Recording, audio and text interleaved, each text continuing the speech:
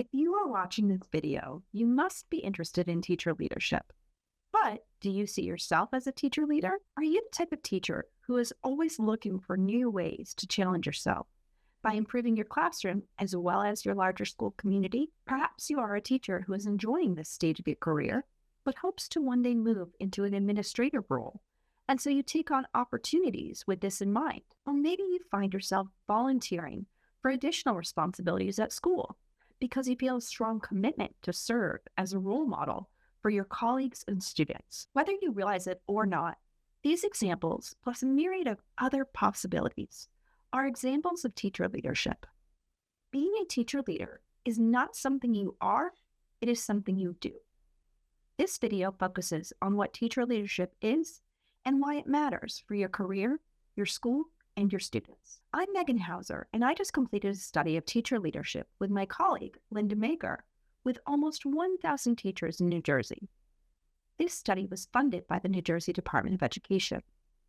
We were interested in teacher leadership because we wondered whether giving teachers more autonomy and opportunity would make them more likely to remain in the profession and result in better outcomes for students. After we conducted interviews, site visits, and deployed a large-scale survey, we learned a few things about what teacher leadership is and is not. First, the main benefit of teacher leadership is how it contributes to a culture of professionalism in a school. Teachers who lead may grow in confidence and develop a greater sense of purpose.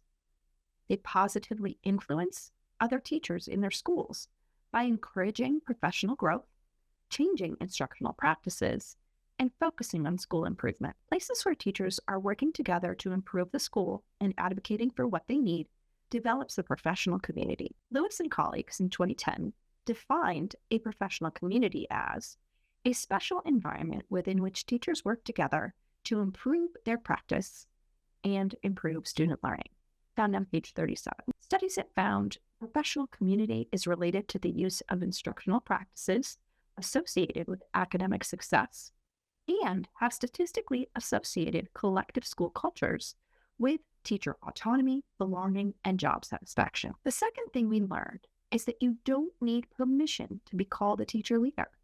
You just need to be engaged beyond your own classroom to make a tangible difference in your school. In fact, we found that there are a lot of ways to be a teacher leader, and many teachers who are leading in their schools don't see themselves as teacher leaders. You may be one of them. We found no significant differences in the extent to which teachers of different genders, races, years of experience, or school levels believed themselves to be teacher leaders or engaged in leadership activities. Teachers who engaged in leadership were not more likely to have taken graduate leadership courses or to see teacher leadership as a career path to administration. In fact, all kinds of teachers are engaging in leadership activities across their careers. The main motivator for teacher leaders was to help their colleagues and to be of service to their schools. The third thing we learned about teacher leadership was that there are many paths and ways to engage in leadership.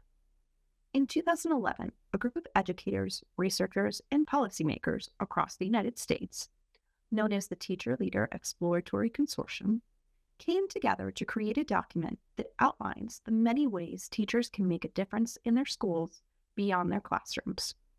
They called these the Teacher Leader Model Standards. These standards describe the variety of ways in which a teacher may be engaged in leadership in their school. In the rest of this video, we'll outline these 7 areas of teacher leadership and show you what the teachers we talked to had to say about them. We will share some of the specific ways these leadership practices come to life in our schools so that you may consider how you are engaging or want to engage in leadership in your building. As you can see, these areas encompass a wide array of practices related to collaboration, professional learning, instruction, assessment, and engaging with families.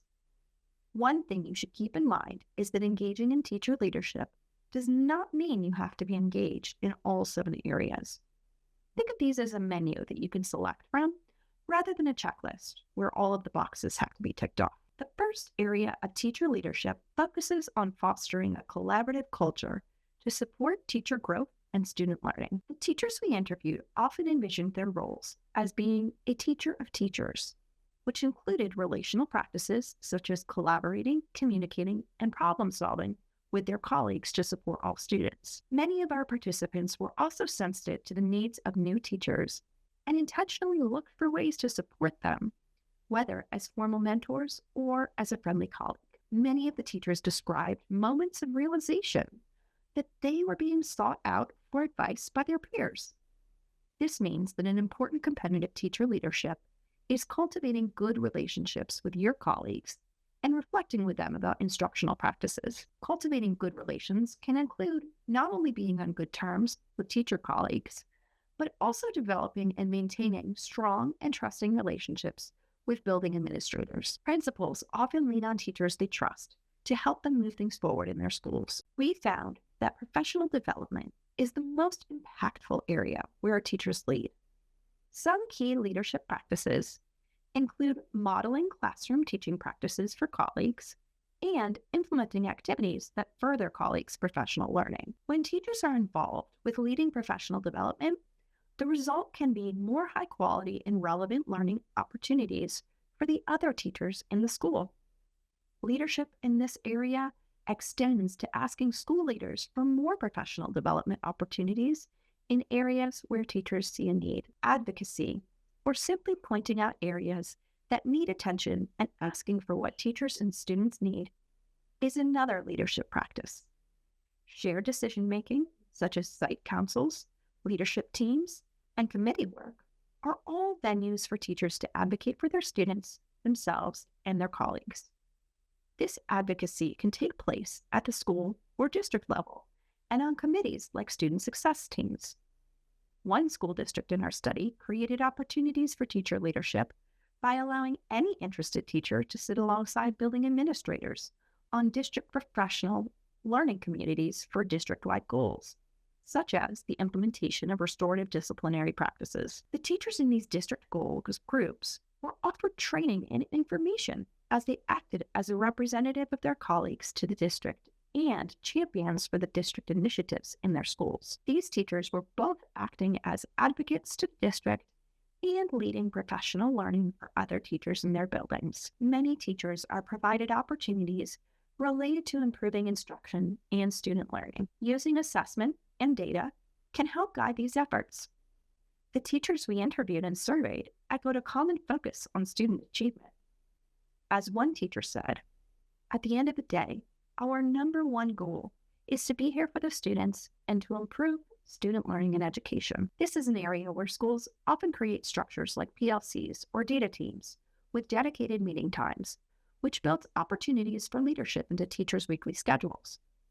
Districts may invite teachers to develop curriculum or create formal leadership roles, like instructional coaches or program coordinators with release time from the classroom, or additional pay to compensate them for additional responsibilities. Another leadership practice involves accessing and using research to improve practice and instruction. We found that the teachers in our study were more likely to talk about seeking out reliable information to share with their colleagues than directly accessing formal academic research. However, one teacher mentioned that reading research was something she valued because it gave her the courage and credibility to stand up to other teachers for the things she thought were right. Teachers often do not engage with academic research because it can be hard to access, and they have other competing demands for their time. But they may do so when they need to find a specific solution for an urgent teaching issue, or when the research is offered by a trustworthy organization or administrator. The final area is focused on improving collaboration with families and community, which was an area that was mentioned least often in interviews. We suspect it is because many teachers see engaging with families as part of their regular teaching responsibilities. Family and community engagement is an area where teachers are well positioned to make an impact because they are often closer to families than administrators.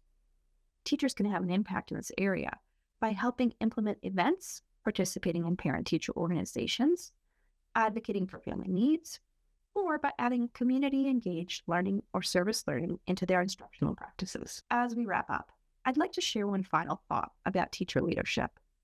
After considering the many ways that teachers can lead, maybe you found the variety of practices validating, inspiring, or overwhelming. One of the results that resonated with my co-investigator and I was that the teachers we talked to wanted recognition and professional respect, Yet only 1/3 of the teachers we surveyed felt appreciated for their contributions. 2/3 of teachers believed they were seldom or almost never appreciated. If taking on leadership seems like too much to add to your very full plate, I invite you to consider that the main benefit of teacher leadership is how it contributes to a culture of professionalism and collaboration in a school. Creating a positive culture is one area where all teachers can make a contribution just by noticing and thanking one another for the differences they make and the extra things they do. Building a collaborative culture is a collective enterprise that all teachers can contribute to just by being aware of how they show up for one another. Thank you for sharing your time today.